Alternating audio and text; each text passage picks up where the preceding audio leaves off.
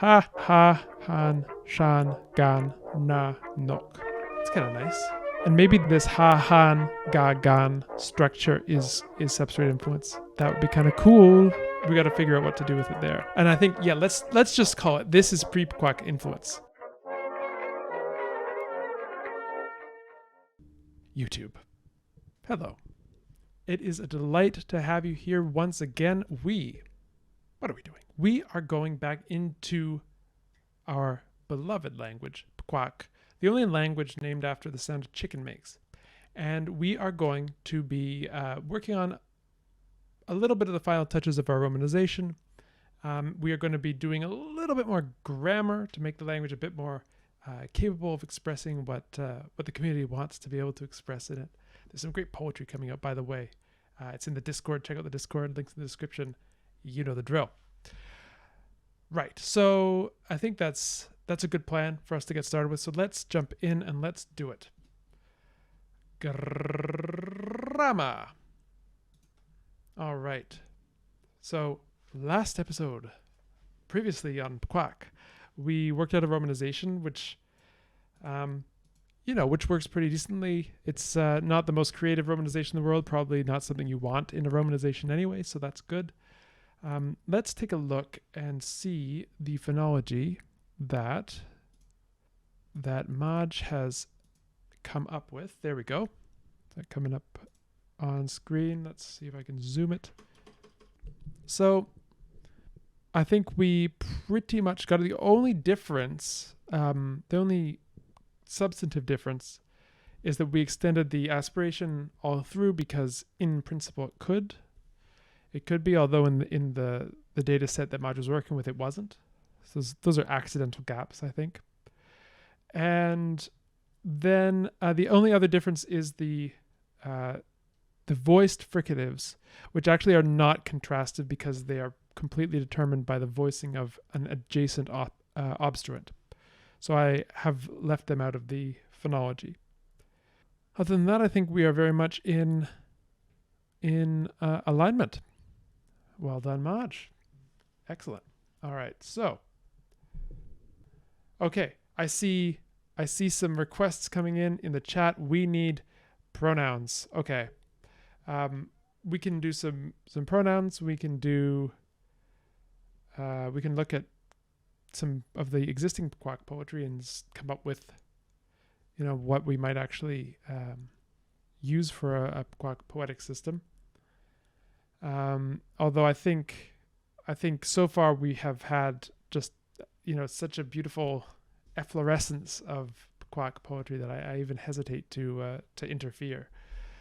But let's go in. Let's do some. What did I say I was going to do? Oh yeah, we're going to put in the romanization into Lexergy. So Lexergy, for those who don't know, has a romanization rule that you can, or the capacity for you to put in a romanization rule, so that you can just basically put in all your romanizations as little rewrite rules. So with that in mind, we have one here. I'll show you how it works. So remember that this should be RS. Remember how we are romanizing the retroflex fricative here. Sh.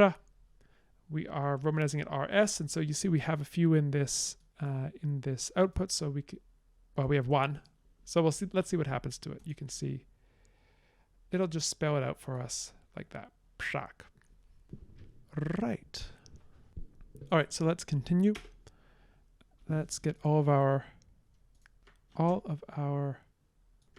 phonemes that we need to romanize. So you can see, there we go. Getting closer. This is just a fairly simple procedure, nothing fancy, but it's good to do. This go away. Dra, RT, dra, RD. Then we just need to get na and la in RN, RL. And the velar nasal NG, J, yod as Y, and then let's get the whole lexicon, the whole inherited lexicon in there, so we can see what happens.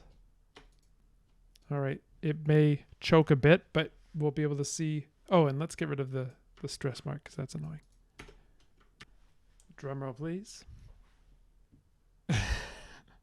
Okay, thank you, chat. I did put the retrofix romanized as RK. Yeah. Retrofix L to RK sound canon. Don't tempt me. This is very.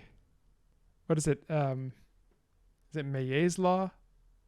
Dua to Yerk, I think, something like that. All right, so let's fix that for a second. Apply it again. As for the stress marker, it is not necessary because every word is final stressed. Yeah, Quain. That's exactly it. Was that Armenian, I think? And I need to get rid of the syllable markers as well. But you see the gist of it here, right? We can I can't use the browser's busy. It's doing its thing. We'll just gaze at the output here for a second. What lovely output. I've seen output before, but never anything quite like this. Okay, there we go. So that looks quite nice. Skam. Skam, skat, tam je suis, tarsu, tio, twor, ora, hnong. Don't ask me why this stress has remained with us. Tui, biai, opuit, abuan, ziao. Does that mean that voicing is actually contrastive in the sibilants? Ziao. Let's take a look at that rule for a second. This is fun. This is like watching those channels where people are live coding and they're debugging things. I know that's what everyone thinks is super fun. This is the Conlang equivalent. Voicing assimilation. Yeah. Maj, you were totally right. Those are actually contrastive because look at this. Look at this ziao. Where does it come from? Sidal. Huh. How does that work? This is lovely when you find something that you don't really understand in your own rule set. I saw it. Let's see what's going on there. Oh, it's our deletion of that middle syllable that's doing it, which now makes z contrastive. Whoa. I'm excited. Zdiao. How can the D fall out? Oh, no, sorry. Now the D can fall out. Yes, exactly, Ship. Exactly. Young Pkwak kind of sounds like a rapper, though. All right, so let's put it in. I think that we have to put it in. Where is it? Pkwak. So we have a voicing contrast here. So z. And I don't know. Can we get sha, zha? I don't think we can get zha. But we might be able to, and I can't figure it out right now. So let's just put RZ, SZ, RZ, SRZ. But these are going to be very marginal contrasts, like the English the voiced versus voiceless interdental, which are almost never contrastive, but are in things like thigh and thy. What was I doing? Oh yeah, finding that retroflex voiced. There we go. So I guess that's it. So we got to put this in. Jack, something like disrok. Oh, let's see. Disrok does not go that way. It goes to shok. I think we got to do something about this retroflex followed by high front stuff, which is not a very great thing. But we'll work on that maybe another time. Zhao.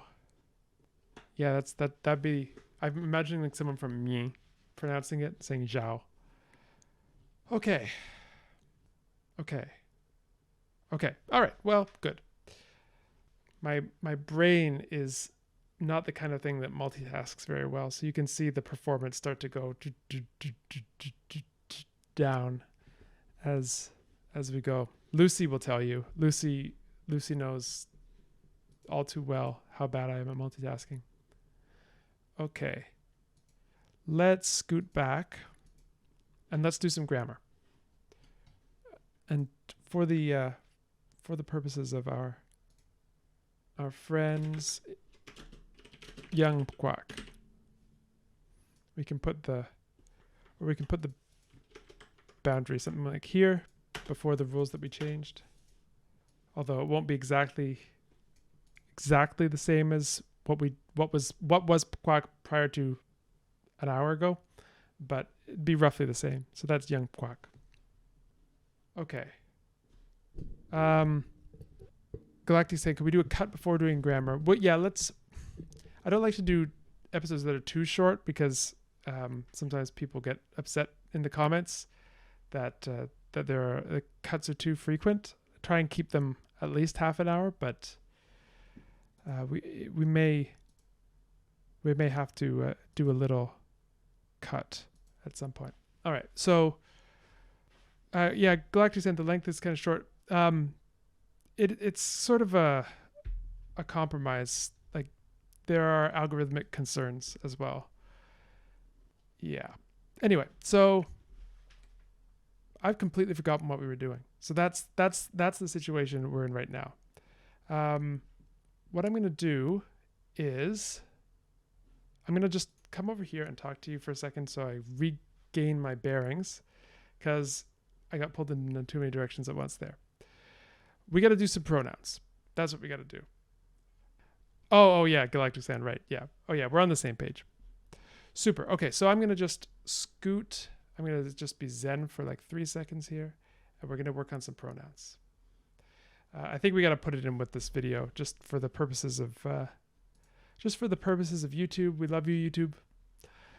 All right, so pronouns. Now, our Socrates Renaissance authors have actually come up with some pronoun innovations.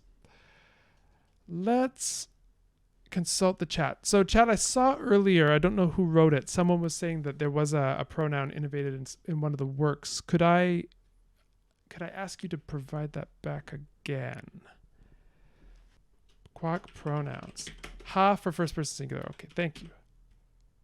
So we want, looks like we may be developing a singular plural system, which I don't think the other Socratic languages have, but maybe pre-Pkwak had. And the pronoun system of Pkwak is being remodeled on that substrate. So ha, ga, no pronoun for impersonal. All right. So that's null. Let me give me my nice null symbol. There we go. Beautiful. Doesn't look as nice in sheets. Na for third person singular. Na. My question is, are there etymologies for any of these? Na. Na, na, na. Is it? Oh yeah, ma is and but. That's true. Proto-Socratic has... What? Proto-Socratic has nothing.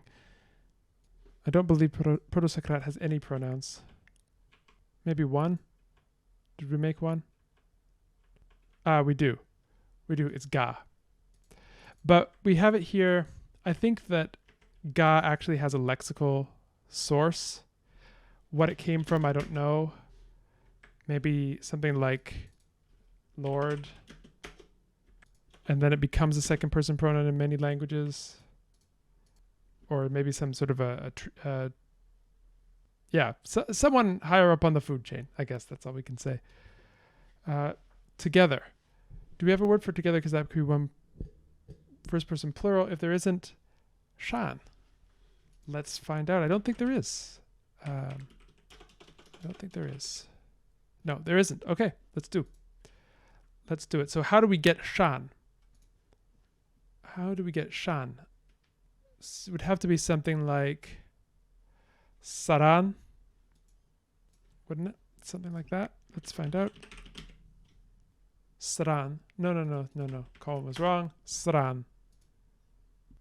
Shan. There we go. So let's put Sran in the Proto-Socrat lexicon. Together. Sorry, you can see that. Together. There we go. All for the third person plural. Ooh, I like that. What's our all word? Nok.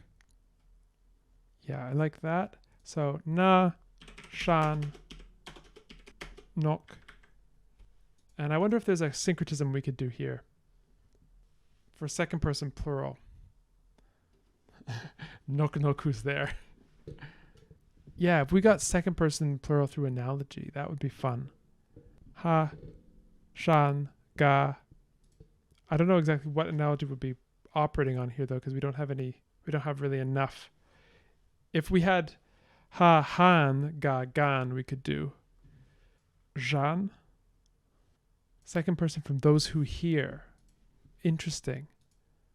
Okay, I like all these ideas. I don't know how to choose between them. Let's see what we do. Do we have a word for hear, first of all? We do, which is dram. So those who hear would be adram. Oh, I think I have a solution for us. What am I doing? We could do occlusivity distinction. So we could do gan, shan for to inclusive. And something like han. So we have this nascent plural marker. That would be, oh yeah, sorry, you're under the camera. Ha! I'm used to being on the top right. Maybe I should put it back. Yeah, something like that. Ha, han, shan, gan, na, nok. It's kind of nice. And maybe this ha, han, ga, gan structure is substrate influence. That would be kind of cool. And I could see some of the other Socrat languages taking other nouns and putting them into this, that, and the other pronouns, because we don't have a pronoun set in the proto language. We can't reconstruct anything back to it. Yeah, the nasal plural marker could become a general plural innovation. Maybe starting out with just animate plurals and then extending from there. So I'll leave the authors the freedom to use that or not as desired. But because I could think of it as entering the language via this route. So it enters the language as a suffix on these pronouns, and then it gets added to things like names for people, words for people, then maybe for animals, and then more and more things. So plural marker N. Not sure how much this extends through the language at different points. Yeah, and then Echoed Words points out quite correctly that this is going to mess with our syllable structure. So we've got to figure out what to do with it there. And I think, yeah, let's just call it, this is pre-Pkwak influence. So whatever the language spoken in that area before the spread of a Socrat language is influencing it. So for anyone who's working on pre-Pkwak, I don't know if there's anyone in the audience who is, but this is probably from that. Ooh, okay. I'm not sure what the stress is on this name. Is it Chrysocion? I'm not. Apologies. The idea that it descends from nok. Whoa. Yes. What if? Yeah. So SHIP has a pre-Pkwak phonology, but doesn't allow n. That's okay if it doesn't allow n, but as long as it has some sort of plural affix, maybe that comes from the word all. Oh yeah. Romke, thank you. Keep me honest. All good. And so this n plural comes from clipping of nok all. Great. This is really cool. Yes, Sran is the proto, RSAN is the Pkwak. And then, oh yeah, Taga, brilliant. So that's going to show up if it messes with the syllable structure. So let's see. Let's find a, so skam is person. This is a good candidate for something that might get this plural marker. So skamno would be people. Skamno. And then Pkwak starting to get a bit more of its own identity away from the other Sakrat languages. This is so cool. Okay. Skamno. So it's starting to get this affixation. I'd like to get a little bit of derivational morphology into Pkwak as well before we go. We'll do a little bit of this and then we'll go into a break. So let's find a word in the lexicon that we can use to be a general, like a noun forming suffix that we can add on to things that are, well, we could just add a noun forming suffix onto things that are ambiguous between verb and noun, because Proto-Sakrat does not have strong lexical classes, so we don't have a strong noun versus verb distinction. So maybe we could start moving this language in the direction that there are suffixes that mark explicitly noun. And I'm trying to look and see if we have anything like that. That would be a kind of a fun thing to put in. I'm not sure exactly what I'm looking for. What kind of word would allow itself to bleach enough to become this kind of generic noun making suffix? I'm thinking of, Quain probably knows what I'm thinking of, which is the Mandarin z suffix. All right, questions and corrections for me coming in. Skam is blessed, not people. Great. Yes, you're correct. Su, what is it? Tar, su, skam, suit. Sorry, suit. Suit is person. Skam is blessing. So blessings then. This is going to go in people's email signatures in Pkwak land. So suit, no, people. There we go. That's better. Okay. Oh, interesting. So all words are by default nouns. So we have this sh or sha as a verbifier. So kind of like the way Korean treats the Sino-Korean vocabulary. So putting on that to do suffix, that hada, that works really well. Okay, so skam is a blessing. So if you want to say skamsha, to bless. Whereas this is not totally necessary.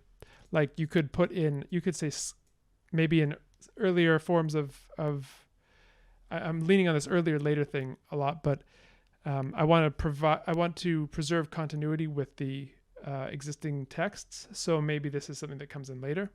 But if people want to use it and we see it sort of filter through the language over time, we could have this verbifier.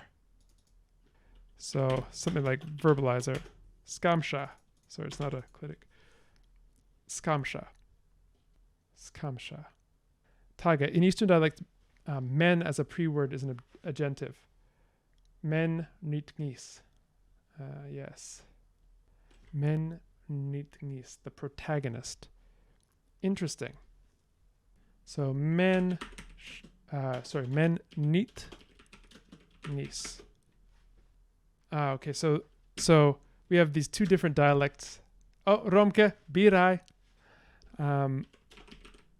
So let's use a word that's a little bit easier to pronounce over and over again. Let's use nom, which is use.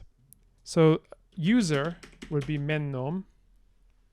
So agent use.